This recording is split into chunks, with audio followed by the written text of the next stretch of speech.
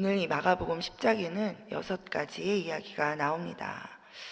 네, 지금 52절까지 읽었던 것처럼 우리는 이 이야기들을 하나씩 한 이야기씩 이렇게 또 깊이 우리 묵상해 볼 수 있습니다. 자, 그러나 오늘은 이 6가지의 사건들을 전체적으로 한번 보면서 정말 우리가 영적으로 깨어 있어야 한다는 그런 경각심을 다시 한번 깊이 우리 갖게 되기를 바랍니다. 그래서 우리 영적으로 깨어 있읍시다. 우리 한번 주변 분들과 인사 한번 나눠볼까요? 우리 함께 영적으로 깨어 있읍시다. 아멘. 영적으로 깨어 있읍시다. 아멘. 우리 여러분 어떻게 영적으로 깨어 계십니까? 뭐 영적으로 안 깨어 있고 싶은 사람이 어디 있겠습니까? 그죠? 네. 근데 사실은 영적으로 우리 졸음이 올 때 졸음을 깨기 위해서, 여러분 설교 시간에 막 졸음이 막 와서 눈이 막 감길 때 뭔가 하시죠? 네. 사탕을 입에 물던가, 네. 살을 꼬집든가, 네. 그러면서 또 정신을 차리려고 막 애를 쓰시죠? 영적으로 깨어있기 위해서는 우리 자신이 내가 깨어있어야 하겠다, 내가 잠드는 게 어떤 것인지, 그리고 잠들게 되면 뭐 주변의 것이 아무것도 안 보이고 아무 생각도 안 나고 그 시간, 잠든 시간 동안에 무슨 일이 일어나는지 알 수 없죠.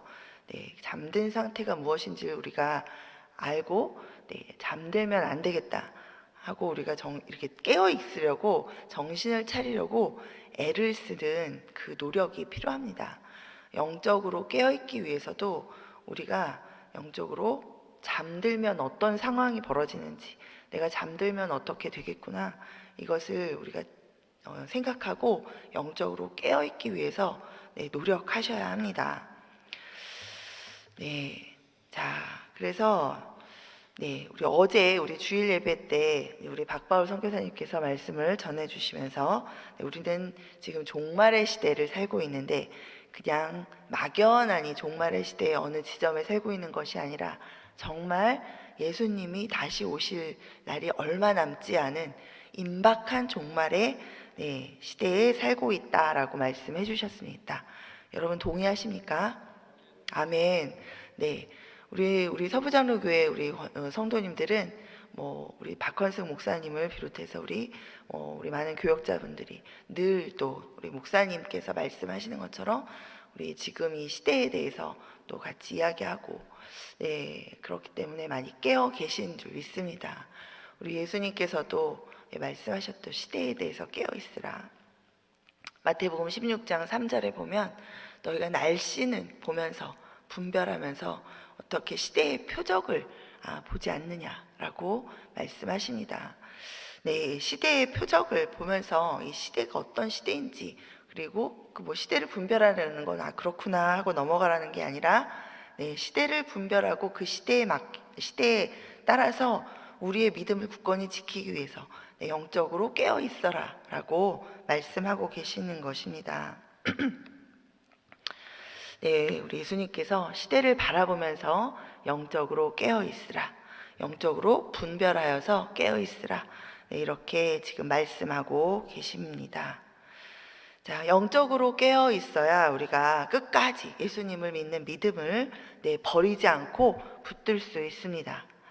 영적으로 깨어 있어야 우리 구원받은 하나님의 생명을 가진 자로서 끝까지 구원의 줄을 놓치지 않을 수 있습니다. 아멘. 자, 오늘 본문의 전체적인 이 구조를 가만히 보면 두 그룹으로 나눠 볼 수 있습니다. 한 그룹의 일을 이렇게 두 가지 그룹인데 똑같이 보면 같은 구조로 보여지는데요. 하나님의 일이 먼저 제시가 되고, 그리고 나서 이 하나님의 일에 대해서 영적으로 깨어있는 자들과 또 깨어있지 못한 자들의 예가 이렇게 대조되고 있습니다. 자, 10장의 이야기를 지금 이렇게 두 그룹으로 나눠보겠습니다. 첫 번째 그룹은 이제 먼저 이혼에 대한 질문에 대해서 이제 예수님께서 하나님의 원칙 그리고 또 하나님의 일을 말씀해 주십니다. 우리 6절부터 9절까지 보면 이렇게 말씀하시죠. 창조 때로부터 사람을 남자와 여자로 지으셨으니 이러므로 사람이 그 부모를 떠나서 그 둘이 한 몸이 될지니라. 이러한즉 이제 둘이 아니요 한 몸이니 그러므로 하나님이 짝지어 주신 것을 사람이 나누지 못할지니라 하시더라. 네, 이 10장 처음에 나오는 이 이야기는 1절부터 12절까지의 내용은 남녀의 결혼 관계는 하나님께서 정하신 것이고 하나님께서 짝지어 주신 것을 사람이 나누지 못한다라는 것이 핵심입니다.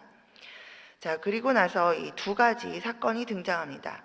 예수님께 나오는 이 어린아이들의 사건, 그리고 또 예수님을 떠나간 부자 사건이 이제 연이어서 이제 등장합니다. 자, 성경에서 이 결혼 관계, 영적으로 이 성경에서는 예수님과 그리고 예수님을 영접한 성도와의 관계, 또 그 성도들의 모임인 이 교회, 그래서 예수님과 이 교회와의 관계를 결혼 관계에 비유합니다. 자, 그래서 우리 다시 오실 예수님을 기다리는 우리들은 또 우리가 모인 이 교회는 신랑, 예수님이 신랑 되신 우리 예수님을 기다리는 이 신부에 비유하고 있습니다. 자, 그리고 오늘 본문에서는 이 결혼 관계는 하나님이 짝지어 주신 것이며 사람이 나누지 못한다. 세상이 또 사람은 또 속하여서 살고 있는 곳이 세상이죠. 세상이 나누지 못한다라고 지금 예수님께서 말씀하고 계십니다. 자, 여러분, 우리가 성도된 자로서 예수님을 믿고 사랑하는데 우리 예수님과의 관계가 우리 결혼 관계와 같습니다. 그래서 그 결혼 관계는 하나님께서 먼저 우리를 부르셔서 구원하셨죠. 우리가 마치 예수님을 먼저 찾아온 것 같지만, 교회를 찾아온 것 같지만, 하나님께서 은혜를 주지 않으시면, 하나님께서 성령께서 역사해 주지 않으시면, 구원에 이를 수 없습니다. 그래서 그러니 이 결혼 관계는 하나님께서 지으신 것이고, 하나님께서 그렇게 인도하신 것이고, 그것을 사람이 나눌 수 없고 세상이 나눌 수 없다라고 예수님이 말씀하고 계십니다. 자, 그 다음에 예수님께 나오는 이 어린아이들 사건에서 영적으로 깨어있는 그런 사람들에 대해서 말씀하고 계십니다. 15절에서 예수님이 말씀하십니다. 내가 진실로 너희에게 이르노니 누구든지 하나님의 나라를 어린아이와 같이 받들지 않는 자는 결단코 그곳에 들어가지 못하니라. 자, 영적으로 깨어있는 사람은 이 하나님의 나라를 어린아이와 같이 받드는 사람입니다. 그러니 이 하나님께서 짝지어 주신 이 결혼 관계를 그 어떤 상황에서도 깨지 않습니다. 예수님만을 바라보고 그 관계 가운데 계속해서 순종하여서 들어가죠. 자, 영적으로 깨어있으면 이 어린아이와 같이 주저함 없이 예수님만을 바라보고 또 하나님 나라를, 하나님의 뜻을 받들어 섬깁니다. 자, 예수님께서 그렇게 나온 어린아이들을 안수하시고 축복하시죠. 그래서 이 영적으로 깨어있는 사람들이 어떠한 상황 가운데에서도 예수님만 바라보면서 이 하나님 나라를 받들고자 하나님의 뜻을 받들어서 행하며 실천하며 살고자 애쓰고 힘쓸 때 예수님께서는 안아주시면서 위로해 주시고 또 믿음의 길을 달려갈 수 있도록 안수해 주시고 축복해 주시는 줄 믿습니다. 자, 반면에 그 다음에 등장하는 이 부자는 예수님께 나아갔지만 결국은 이 세상에서 누리고 가진 여러 가지 것들 때문에 예수님으로부터 돌아섭니다.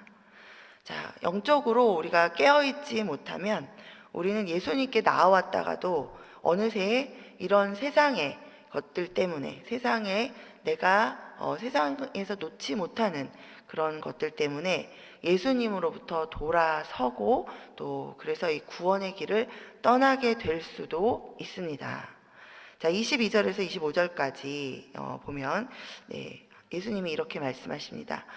그 사람은 재물이 많은 고로 이 말씀으로 인하여 슬픈 기색을 띠고 근심하며 가니라. 예수께서 둘러보시고 제자들에게 이르시되 재물이 있는 자는 하나님의 나라에 들어가기가 심히 어렵도다 하시니 제자들이 그 말씀에 놀라는지라.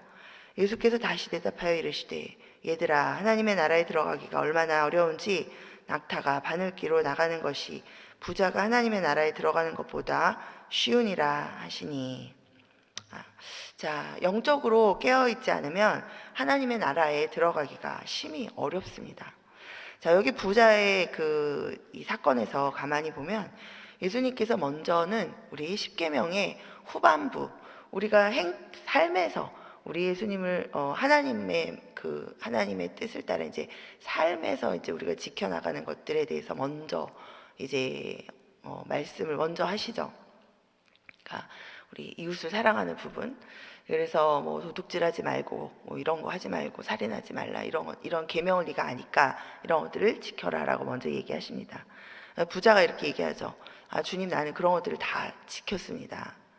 네, 우리가 영적으로 그런데 그 다음에 예수님께서 뭐라고 하십니까?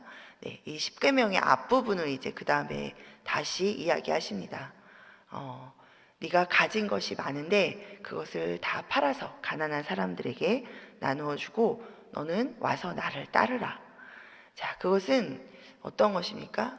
네, 우리가 하나님을 세상보다 먼저 사랑하고 다른 것들과 겸하여 섬기지 않고 오직 하나님을 가장 우선하여 받들어 섬기는 그 우리의 마음의 헌신을 지금 얘기하고 계신 것입니다. 너의 중심이 지금 어디 있는지를 이 부자에게 꿰뚫어서 지금 말씀해 주고 계신 것이죠. 자, 영적으로 우리가 깨어있지 않으면 우리도 주님 앞에 이야기합니다. 주님, 제가 주일이면 나와서 예배를 드립니다. 주일이면 뭐 봉사도 합니다. 성가대를 봉사하고 안내로 봉사하고 또 여러 가지 이런저런 봉사를 합니다. 주님, 내가 성경도 암송하고 성경도 읽고 있고 성경도 필사하기도 하고 주님, 내가 뭐 전도도 나갑니다. 주님, 내가 사랑방의 모임도 나갑니다. 이런 것들을 하고 있습니다. 자, 우리 십계명 후반부에 얘기하는 것처럼 우리가 소위 말하는 우리가 기독교인으로서의 할 수 있는 종교 생활을 내가 열심히 하고 있다라는 것을 주님 앞에 제가 하고 있습니다 라고 이야기합니다. 그러나 정말로 영적으로 깨어 있다라는 상태는 이런 것보다 주님이 지금 묻고 계신 네가 나를 사랑하느냐, 네가 하나님을 가장 사랑하느냐, 네가 세상에 가지고 있는 세상 것들보다 나를 더 사랑하느냐. 예수님께서 지금 부자에게 묻고 계신 질문, 그리고 여러분이 아시다시피 예수님께서 베드로에게 마지막에 다시 부활하신 후에 물으셨던 그 질문, 너의 중심이 어디 있느냐. 그것을 물으실 때 영적으로 깨어있는 사람은 주저하지 않고 하나님 앞에 대답할 수 있을 것입니다. 그러나 우리가 영적으로 깨어있지 않으면 하나님 앞에 그 부분에서 자신 있게 주님, 내가 세상을 따르지 않고 오직 하나님을 먼저 따를 준비가 되어 있습니다. 주님, 나는 하나님을 먼저 따릅니다. 내가 이런저런 것을 잃게 될지라도 내가 하나님을 먼저 따르겠습니다 라고 자신 있게 이야기할 수 있습니다. 물론 우리에게 그런 가운데 핍박이 있습니다. 그 이후에 예수님께서 설명하고 계시죠. 우리에게 이런저런 축복이 따릅니다. 그러나 핍박도 같이 따라온다 그랬어요. 그렇죠? 그러나 그럴 때 우리가 핍박 가운데서도 세상을 선택하지 않고 하나님을 선택하는 그 구원의 길을 끝까지 갈 수 있게 됩니다. 영적으로 깨어있을 때. 자, 여러분, 하나님께서 우리의 가지고 있는 것들을 다 뺏어가시는 것이 아닙니다. 우리가 하나님을 선택하면 세상에서 있는 것들을 다 하나님께서 다 버리고 나를 따르라. 그러니까 뭐 다 잃어버릴 것만 같은데 먼저 우리가 버리면, 먼저 죽으면 살 것이라 그러셨죠, 하나님께서. 근데 뭐라 그랬어요? 또 예수님이 하나님의 나라를 먼저 구하면 이 모든 것을 너희에게 더하실 것이다. 너희가 무엇이 필요한지 아버지가 더 잘 아신다. 이 말씀을 수도 없이 여러 가지 다른 비유들을 들면서 하나님께서 우리들에게, 예수님께서 우리들에게 말씀해 주고 계신 것을 우리가 이 복음서를 통해서 여러분이 보실 수 있습니다. 자, 그러니 여기에서 중심이 된 중요한 핵심은 무엇입니까? 우리가 먼저 우리의 중심이 하나님을 구할 때 하나님께서 우리의 길을 인도하시고 그 가운데 우리 삶 속에서 우리의 필요를 내가 아닌 하나님께서 채우시는 것을 우리가 경험하며 살아갈 수 있다는 것이죠. 그 삶의 또 가장 중요한 핵심은 뭐냐면 어떤 세상의 유혹과 어떤 세상의 이런 고난 가운데에서도 내가 이 영적으로 깨어 있으면, 이렇게 영적으로 깨어서 하나님을 붙들 때 내가 이 구원의 길에서 미끄러지지 않고 하나님 나라에 들어갈 수 있는 그 구원을 붙들 수 있다라는 것입니다. 아멘. 우리 영적으로 깨어 있지 않으면 우리도 하나님 나라에 하나님 나라로 가는 길을 따라가다가 길을 잃어버리고 세상으로 가는 길을 따라가게 될 수 있습니다. 여러분, 나는 아니겠지, 아니죠? 나는 교회 열심히 나오고 있으니까 아닙니다. 교회에 나오고 있어도 마음은 콩밭에 가 있으면 우리가 영적으로 깨어있지 않아서 교회에 앉아 있어도 마음은 하나님이 아니라 세상 걱정, 세상 근심, 내가 세상에서 원하는 것을 이루기 위해서 그 생각으로 가득 차 있다면 우리는 어느새 영적으로 소경된 자처럼 되어서 구원의 길을 따라가지 못하고 세상의 길로 갈 수 있습니다. 디모데후서 4장 10절에 보면 사도 바울은 이 함께 동역했던 데마에 대해서 그 데마가 이 세상을 사랑하여 나를 버리고 데살로니가로 갔다라고 합니다. 이 데살로니가는 세상을 말하는데 세상으로 갔다, 이 세상을 사랑해서 갔다라고 얘기하죠. 이렇게 우리도 딴 길로 갈 수 있습니다. 영적으로 깨어있지 않으면 하나님보다 눈에 보이는 이 세상을 더 사랑하게 됩니다. 하나님보다 나를 더 사랑하게 되고, 하나님보다 육신의 부모를 더 사랑하게 되고, 하나님보다 재물을 더 사랑하게 되고, 육신의 자녀를 더 사랑하게 됩니다. 그러면 우리는 이 성전에다가 이 하나님을 섬기는 성전에 우상을 함께 놓고 섬겼던 그 이스라엘 백성들처럼 그렇게 세상을 하나님과 겸하여 섬기는 그런 우상 숭배의 죄를 하나님 앞에 가장 큰 죄인 이 우상 숭배의 죄를 범하게 됩니다. 그러면 우리가 하나님 나라에 들어가지 못하게 됩니다. 영적으로 깨어 있어야 합니다. 아멘. 두 번째 그룹을 보면, 두 번째 그룹도 하나님의 일이 먼저 제시되고 있습니다. 예수님께서 자신이 예루살렘에 올라가서 능욕당하고 죽임당할 것과 또 3일 만에 살아날 것에 대해서 말씀하십니다. 그런데 이 하나님 나라의 일을 이제 이야기하셨는데, 그 다음에 무슨 이야기가 등장합니까? 이 세베대의 아들 야고보와 요한이 죽게 나와서 명예를 지금 구하고 있습니다. 37절입니다. 여짜오되 주의 영광 중에서 우리를 하나는 주의 우편에 하나는 좌편에 앉게 하여 주십시오. 그러자 예수님께서 바로 이렇게 말씀하시죠. 너희는 너희가 구하는 것을 알지 못하는도다. 내가 마시는 잔을 너희가 마실 수 있으며 내가 받는 세례를 너희가 받을 수 있느냐. 영적으로 깨어있지 않으면 이 하나님의 말씀을 전혀 깨닫지 못합니다. 여전히 세상적인 관점과 생각으로 말씀을 묵상하게 됩니다. 그러면 말씀을 읽으면서도 묵상하면서도 하나님의 뜻은 전혀 깨닫지 못하고 그저 이 하나님께 여전히 세상적인 나의 욕심을 이렇게 구하면서 또 그런 기도만을 계속 하게 되죠. 예수님을 따라다니는 제자였지만 이 야고보와 요한도 영적으로 깨어있지 않으면 이 주님의 뜻을 깨닫지 못하고 어느새 세상적인 것을, 이 하나님 나라의 일을 말씀하고 계신 예수님 앞에 세상적인 것을 그냥 구합니다. 네, 그러면 결국 이것을 보면서 우리는 예수님을 우리가 따라다니는 제자였지만 그럼에도 불구하고 영적으로 깨어있지 않으면 주님의 뜻을 깨닫지 못하고 어느새 세상 것을 구하면서 하나님의 뜻이 아닌 세상을 따라가게 될 수 있다라는 것을 우리가 이 말씀을 통해 깨달을 수 있습니다. 자, 반면에 그 뒤에 등장하는 이 맹인 바디메오는 영적으로 깨어있는 자의 예입니다.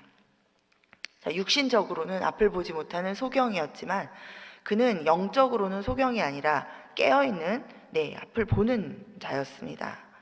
자, 나사렛 예수라는 말을 듣고 이 소경이 이렇게 외치죠. 다윗의 자손 예수여 라고 고백을 하면서 이 다윗의 자손 예수여라는 것은 무엇을 지금 고백하고 있습니까? 성경에 기록된 그 구원자로 오실 이가 바로 이분이시구나 라는 것을 지금 깨닫고 그분 앞에 나아가서 지금 구원을 요청하고 있는 것입니다. 자, 47절부터 48절까지 보면 이렇게 이야기하죠. 나사렛 예수시라는 말을 듣고 소리질러 이르되 다윗의 자손 예수여 나를 불쌍히 여기소서 하거늘 많은 사람이 꾸짖어 잠잠하라 하되 그가 더욱 크게 소리질러 이르되 다윗의 자손이여 나를 불쌍히 여기소서 하는지라. 자, 영적으로 깨어 있으면 믿음으로 세상을 이깁니다. 영적으로 깨어서 예수님 앞에 이 예수님을 향해 이 믿음을 드리는 자에게 그럼 예수님께서 어떻게 하십니까? 이렇게 말씀하시죠. 52절에 예수께서 이르시되 가라 내 믿음이 너를 구원하였느니라 하시니 그가 곧 보게 되어서 예수를 길에서 따르니라. 아멘.